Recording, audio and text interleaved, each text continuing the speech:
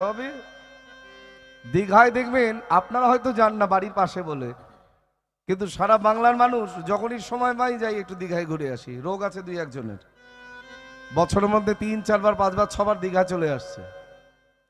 তো জাগতিক জগতের মানুষ দীঘায় যাবে, দার্জিলিং যাবে, সিকিমে যাবে, গ্যাংটক যাবে, কাশ্মীর যাবে, কিন্তু পরমার্থিক জগতের কোনো ভক্ত বৈষ্ণব তারা কি যাবে নাকি এই জায়গাগুলো বেড়াতে? সাধু কোথায় যায়? সাধু সেখানেই যাবে যেখানে গেলে তার নিত্য নিত্য লীলাভূমি দর্শন করতে পারবে। আজকে বৈষ্ণব মহাজন এক পাশে দাঁড়িয়ে বলছেন 84 ক্রোশ বৃন্দাবন, 1 ক্রোশ মানে 3 কিলোমিটার, তাহলে 84 ক্রোশ মানে 84কে যদি 3 দিয়ে গুণ করেন হবে 252 কিলোমিটার। বৃন্দাবনে আজকের দিনে দাঁড়িয়েও এমন এমন সাধু আছে যারা এই 252 কিলোমিটার পথ পায়ে হেঁটে পরিক্রমা করেন। তাদের কাছে কোনো কিছু মনেই হয় না। আমাকে যদি কেউ 10 কিলোমিটার পথ হেঁটে যেতে বলে 10 বার দাঁড়াতে হবে বাবা। আর সেই সাধুরা দিনের পর দিন দিনের পর দিন দিনের পর দিন ব্রজমণ্ডল পরিক্রমা করে বেড়াচ্ছেন। তাই আজকে নরোত্তম দাস ঠাকুর তার পদাবলিতে লিখলেন, পরিক্রমা করিয়া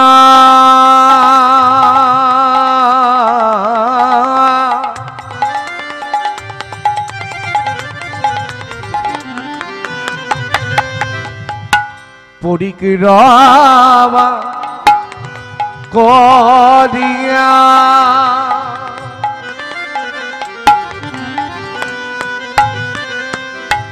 আমি বেড়াবো বনে বনে, তালে বনে তমালে বন নিদু বনে নিকুঞ্জ বনে কেশি ঘরে বংশী বন। জায়গার তোর অভাব নাই, যেখানে গেলে তার লীলাভূমি দর্শন হবে। আমি সেখানে গিয়ে পরিক্রমা করব, পরিক্রমা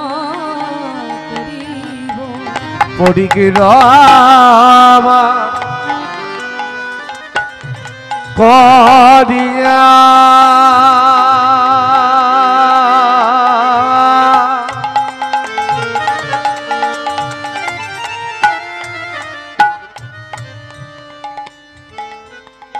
আমি বেড়াবো বনে বনে। আবার এই পরিক্রমা করতে করতে বিশ্রাম করিব যাইয়া যমুনা পুলিনে। আমার বিশ্রাম করিব যাইয়া যমুনা পুলিনে।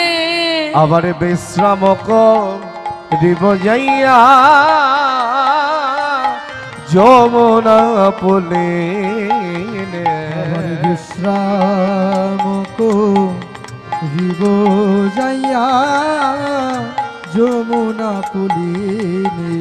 হরি হরি কবে হব আমি বৃন্দাবন বাসী, হরি হরি কবে হব। কেউ যদি 10 কিলোমিটার পথ অতিক্রম করে, আর যদি সেটা গরমের দিন হয় ধরুন, দেহে কি হবে? তুমি যদি ভাই 10 কিলোমিটার পথ হেঁটে আসো, দেহের মধ্যে কি হবে? তাপের সঞ্চার হবে, ঘাম হবে। সেখানেও কলম দিলেন নরোত্তম দাস ঠাকুর মহাশয়, কি সুন্দর পদাবলী। আমি তবে দূর করিব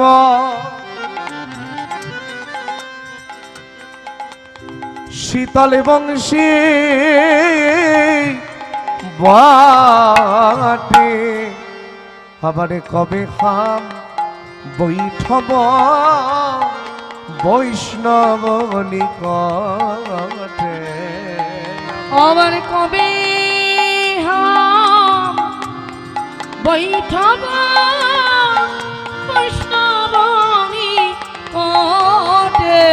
আবারে কবে খাম বৈঠব আমি বৈষ্ণব নিকটে আবার কবে হম বৈঠব আমি বৈষ্ণব নিকটে হরি হরি কবে হব বৃন্দাবনবাসী উলুধ্বনি হরি হরি কবে হব আমি বৃন্দাবন বাসী হরি হরি কবে হব নরোত্তম দাস কহি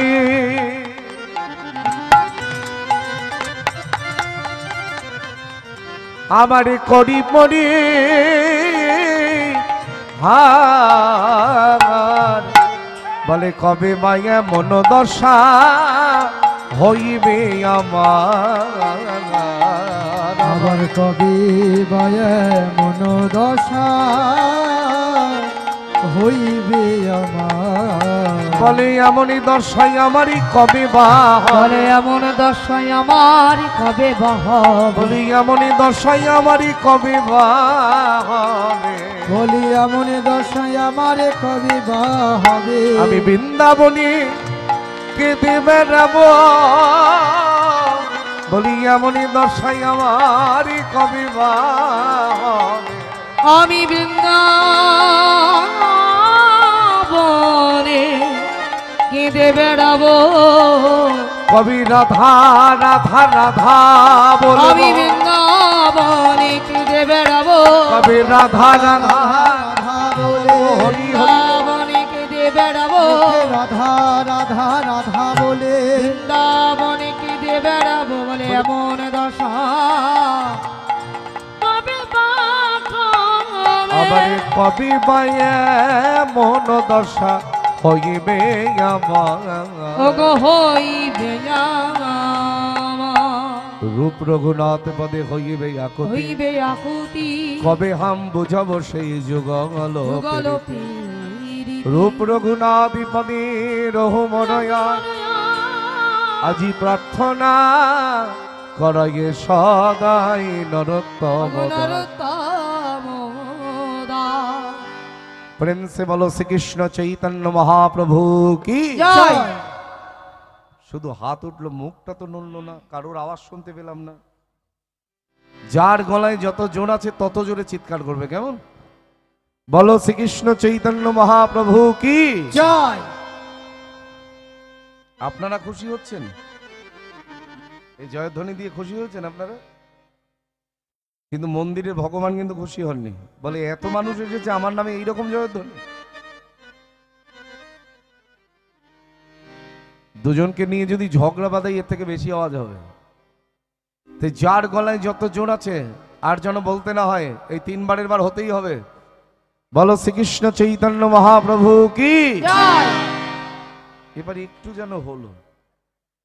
জগৎগুরু শ্রীপাদ অবধূত নিত্যানন্দ প্রভু কি বলো রাধারানীর ভাবস্বরূপ গদাধর পণ্ডিত কি শ্রীবাস পণ্ডিত কি ঠাকুরানা ঠাকুর আমার শ্রী অদ্বৈতাচার্য প্রভু কি জয় জগন্নাথ বলরাম সুভদ্রা মাতা কি জয় শ্রীমতী রাধা ঠাকুরানী কি জয় অনাদির আদি গোবিন্দ কি জয় আপন আপন গুরু মহারাজ কি জয় অনন্ত করি সাধুগুরু বৈষ্ণব ভক্তমন্ডলী কি জয় আজকের এই হরিনামের হরিবাসর কি জয় আগত ভক্তবৃন্দ কি জয় উৎসবের কমিটি কি জয় রানীচক গ্রামবাসী বৃন্দ কি জয় রানীচকের এই মহোৎসবের উৎসবের কমিটি কি জয় কমিটির সদস্য ভক্তবৃন্দ কি জয় পাড়া প্রতিবেশী কি জয় গৃহস্থের মঙ্গলে কি জয় হরিনাম সংকীর্তনে কি জয় নবদ্বীপ ধামে কি জয় শ্রীক্ষেত্রপুরী ধামে কি জয় বৃন্দাবন ধামে কি জয় নিতাই গৌর হরি হরি হরি। বল হরি বল হরি বল একবার উলুধ্বনি দাও দেখি জোরে।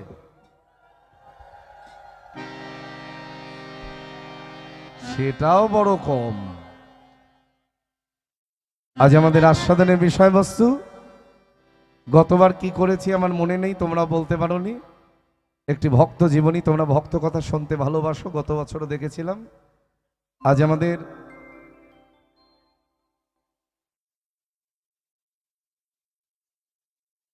আমাদের গত বছরে ছিল এই বিষয়বস্তুটা ছিল, তে বছর আমাদের আস্বাদনের বিষয়বস্তু ভক্ত, যেহেতু বৃন্দাবনের কথা হচ্ছে, ভক্ত লালাবাবুর বৃন্দাবনে যাত্রা। চলো আমরা সবাই লালাবাবুর সঙ্গে বৃন্দাবনে যাব, কেমন?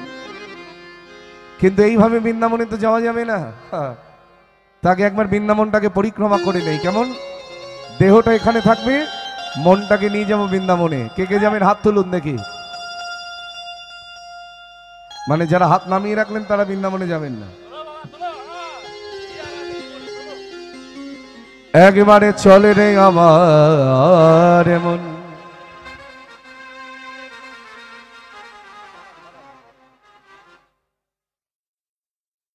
এ মনরে মনরে মনরে মনরে,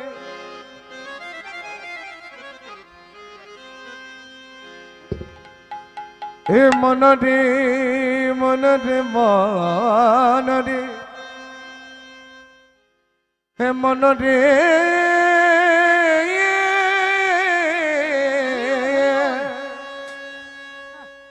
এ মনরে মনরে মনরে মনরে মনরে, তালে তালে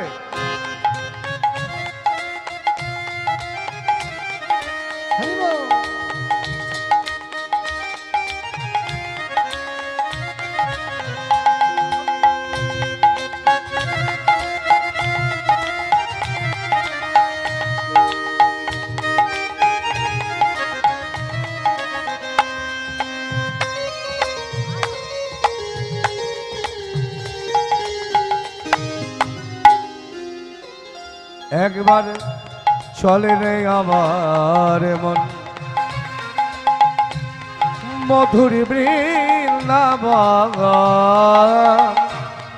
যমুনার ধারে ধারে কমলের বন। হরি হরি হরি বল। হরি চলে রে আমার মন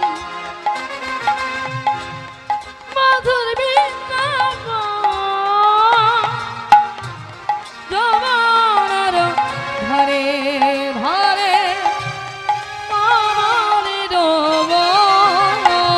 একবার চলে রে আমার মন। হাত নামালে কিন্তু হবে না, হাত নামালে কিন্তু হবে না। আমি কিন্তু দেখতে পাচ্ছি পেছনের বাবারা হাত তুলুন। হ্যাঁ, এইবার সবাই মাথার উপরে হাত রাখো। যমুনার ধারে ধারে কমলের বন, সবাই মিলে উলুধ্বনি। চলে রে আমার মন মধুর বৃন্দাবন, যমুনার ধারে ধারে কমলের বন। আমার রাধা কুণ্ড শ্যামে কুণ্ড গিরি গোবরী ধার, যমুনার ধারে ধারে কমলের বনবা। রাধা কুণ্ড স্বামী কুণ্ড গিরি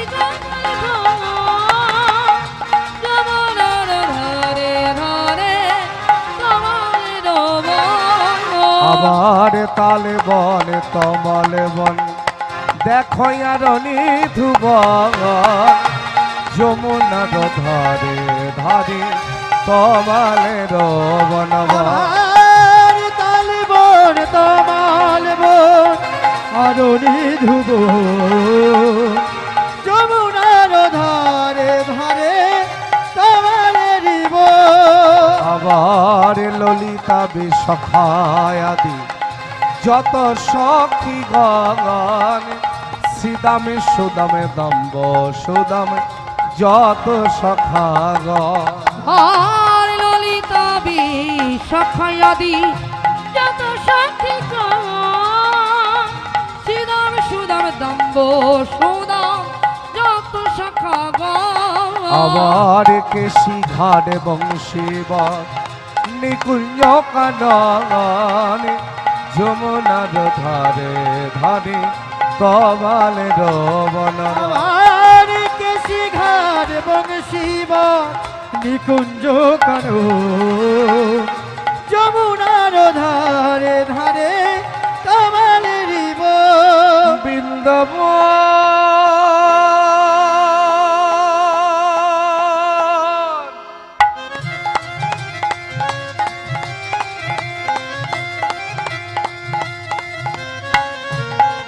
মধুরা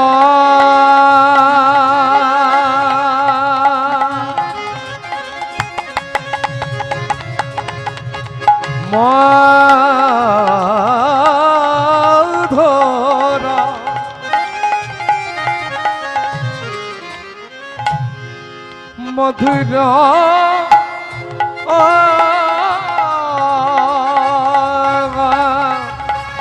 মধুরা মধুরা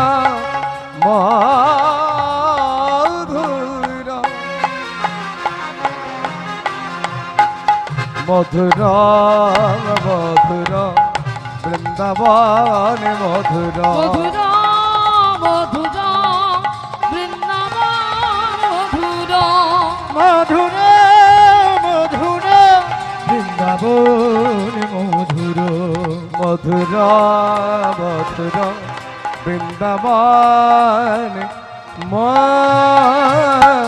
মধুরা।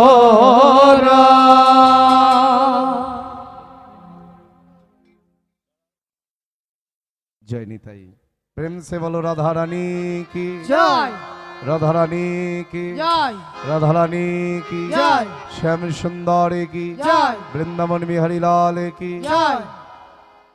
লালা বাবুদের বাড়ি কোথায় ছিল?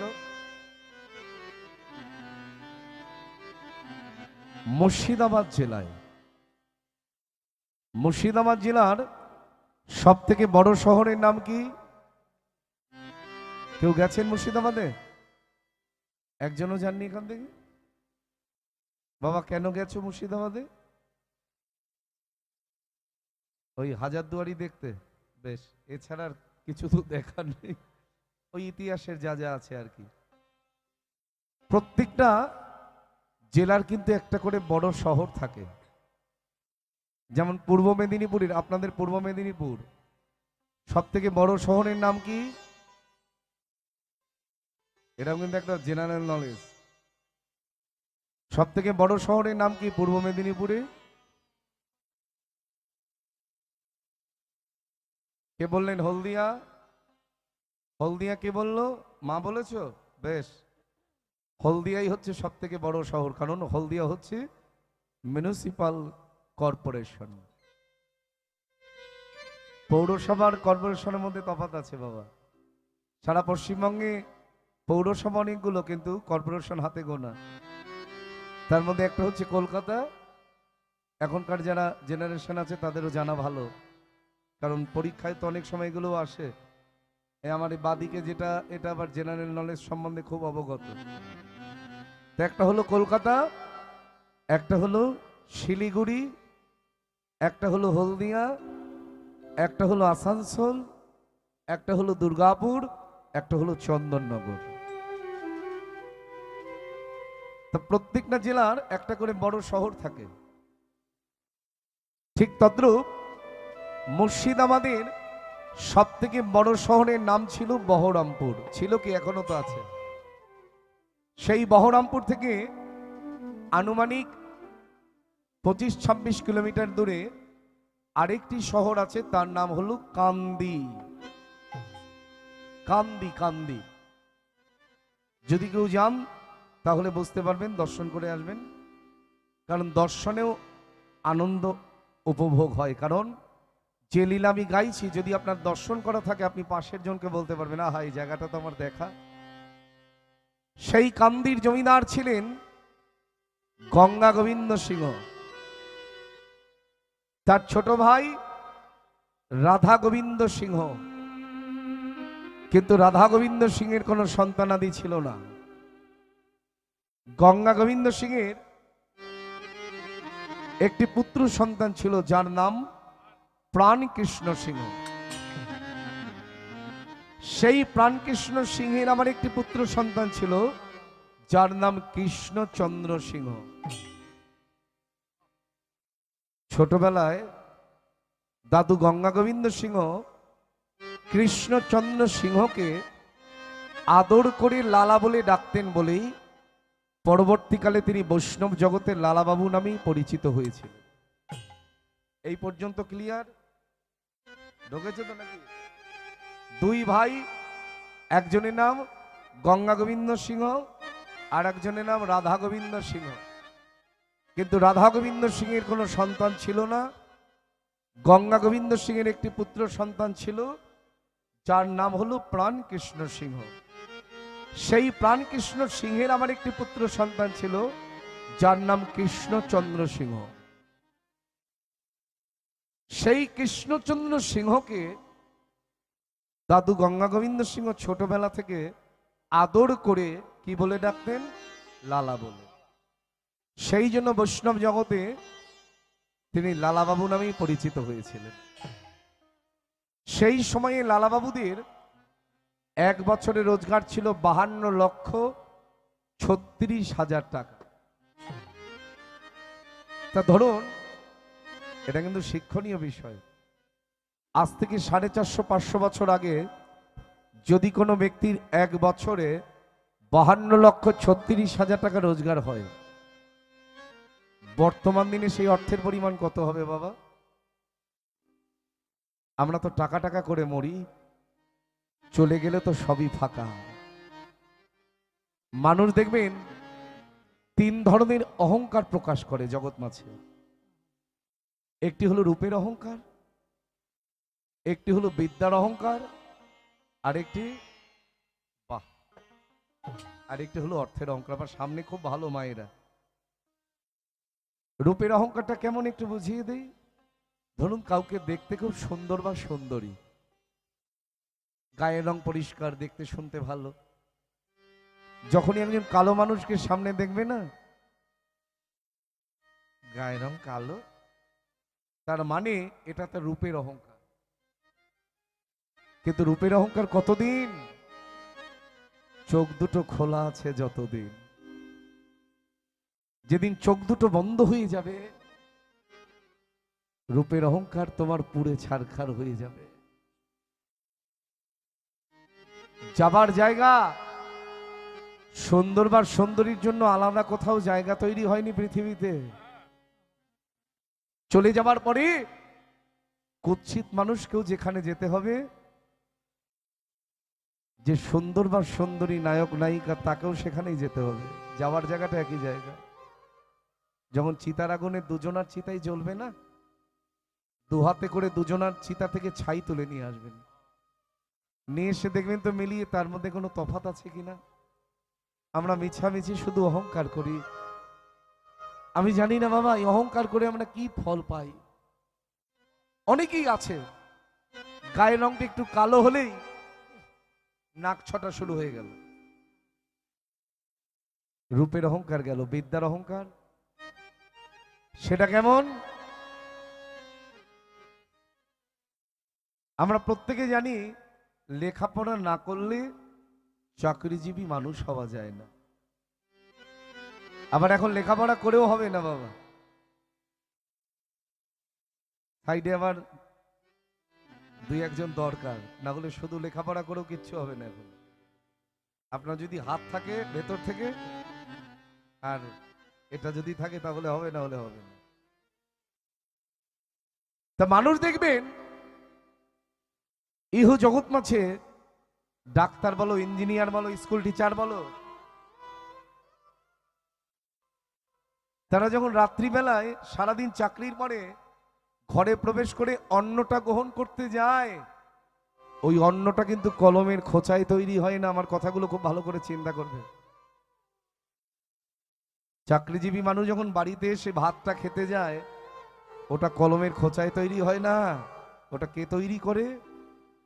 মূর্খ চাষি সারাদিন ধরে মাঠে রোদ জলকে উপেক্ষা করে ওই ফসলটা ফলিয়েছে বলে আজকে চাকরিজীবী মানুষের মুখে এক গ্রাস অন্ন অর্থাৎ ভাত প্রবেশ করেছে। তাহলে কাকে ছোট করছেন? আবার যে বাড়িতে আপনি থাকেন, সেই বাড়িটা হয়তো ইঞ্জিনিয়ার আপনাকে বলে দেবে এইভাবে এই করতে হবে, কিন্তু একটা ইটও আসতে, একটা ইটও মাথায় করে ইঞ্জিনিয়ার তুলবে না বাবা। ওটা কে তুলবে? যে রাজমিস্ত্রি। আমরা বলি অনেক সময় আবার সঙ্গে জোগালের কাজ করে যারা, যারা মূর্খ তারা তোমার ঘর তৈরি করে দিল, যারা মূর্খ তারা তোমার খাবারের ব্যবস্থা করে দিল। তাহলে তুমি পণ্ডিত হয়ে বিদ্বান হয়ে কাকে ছোট করে দেখছো? আমার শ্রী গুরুদেব হলেন নিত্যানন্দ প্রভুর 13তম বংশধর। প্রভুপাদ ছিল রতন কৃষ্ণ গোস্বামী, নবদ্বীপ বলদেব মন্দির। আমার গুরুদেব ভাগবত আস্বাদন যখন করান জগৎকে, এই কথাগুলো তুলে ধরেন, সেই কথাগুলোই আমি আপনাদের কাছে সেবা করি।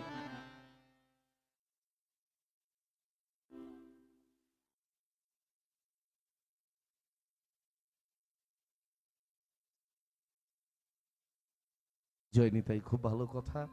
আমি তো গত বছরে এসেছি, আপনাদের চিনি জানি, খুব ভালো লেগেছিল বলেই। শুধু আমাকে আপনাদের ভালো লাগলে হবে না তো, আমারও তো আপনাদের ভালো লাগতে হবে, তাই না? ভালোবাসা কি একদিক দিয়ে হয়? তা ভালো লেগেছে বলেই আমার ছুটে এসেছি।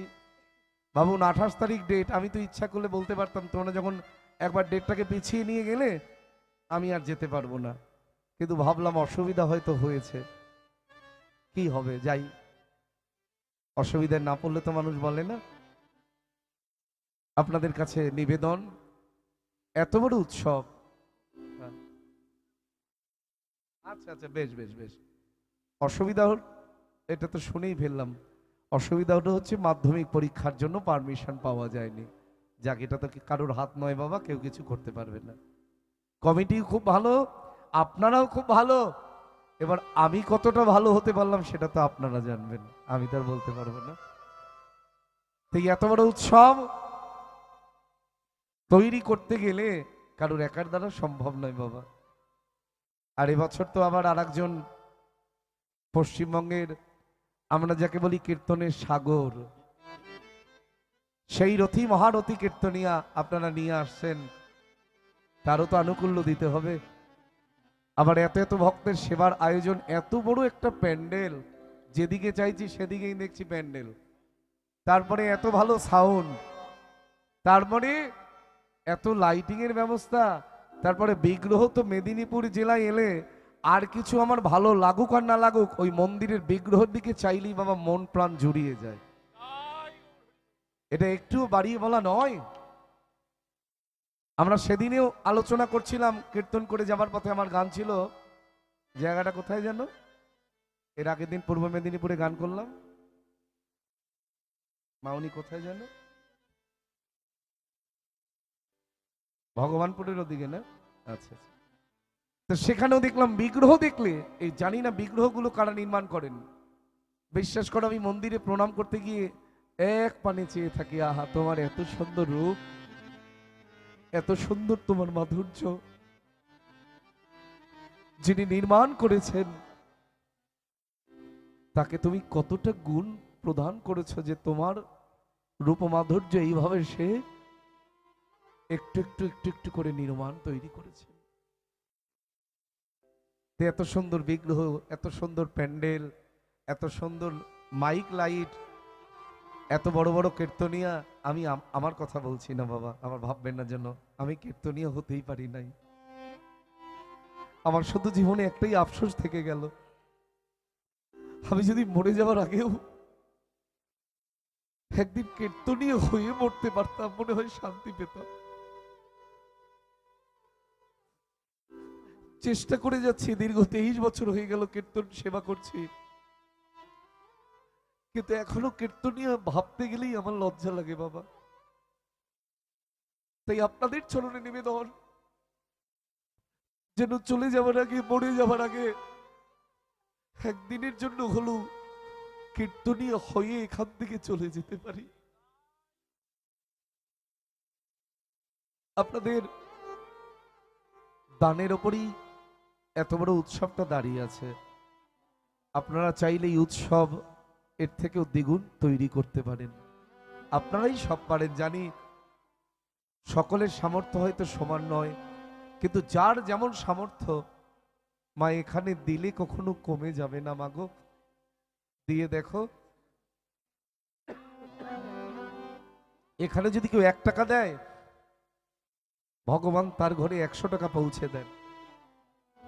যদি 100 টাকা দেন, আপনার ঘরে 1000 টাকা পৌঁছে দেবে। যদি 1000 টাকা দেন, আপনার ঘরে 1 লাখ টাকা পৌঁছে দেবে।